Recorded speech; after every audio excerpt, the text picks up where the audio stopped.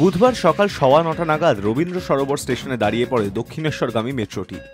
প্রথমে যাত্রী বুঝতেই পারেননি কেন দাঁড়িয়ে গেল মেট্রোটি। অনেকেই ভেবেছিলেন নিশ্চয়ই কোনো যান্ত্রিক ত্রুটি হয়েছে। তার কিছু পরেই আসল কারণ প্রকাশ্যে আসে। মেট্রো সূত্রে খবর, দক্ষিণেশ্বরগামী ওই রেকটির কোনো একটি কামরার ইমার্জেন্সি অ্যালার্ম বাজিয়ে দেওয়া হয়েছে। মেট্রো থামিয়ে চালক ছুটে আসেন ওই কামরায়, কিন্তু কে ওই অ্যালার্ম বাজালেন, কেনই বা বাজালেন তা নিয়ে প্রশ্ন করেন তিনি। যদিও কোনো যাত্রী উত্তর দিতে এগিয়ে আসেননি। এই ঘটনায় সংশ্লিষ্ট ওই মেট্রো ছাড়তে বেশ কিছুটা সময় চলে যায়। বেশ কয়েক মিনিট আপলাইনে থমকে যায় মেট্রো পরিষেবা। ওই মেট্রোর পেছনে থাকা ট্রেনগুলি পরপর দাঁড়িয়ে থাকে, আর এই ঘটনার জেরে অন্যান্য ট্রেনেও ভিড় বাড়তে থাকে। ব্যস্ত সময় পরিষেবা বিঘ্নিত হওয়ায় ক্ষোভ ছড়ায় যাত্রীদের মধ্যে।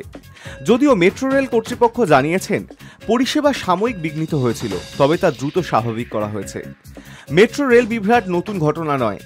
কখনো রেকের যান্ত্রিক ত্রুটি, আবার কখনো সিগন্যাল সমস্যার কারণে পরিষেবার ব্যাঘাত ঘটে, আবার কখনো কখনো ট্রেনের সামনে যাত্রী পড়ে যাওয়ার ঘটনাও ঘটে।